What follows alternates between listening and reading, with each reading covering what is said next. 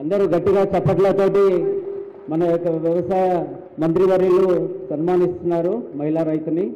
జంగారెడ్డి గారు oil pump corporation chairman గారు వారి ఆధ్వర్యంతో మహిళా రైతును ఉత్సాహపరచాలి.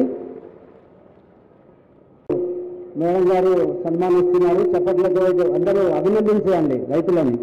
నెక్స్ట్ వక్త మన రైతు ప్రభాకర్ రావు గారు, తోటపల్లి విలేజ్ బెజ్జంకి. ఇప్పుడు vote of thanks Shri Tirupati Reddy గారు ఏఎంసీ చైర్మన్ గారిని ఓట్ ఆఫ్ థ్యాంక్స్ చెప్పవలసిందిగా కోరుతున్నాను.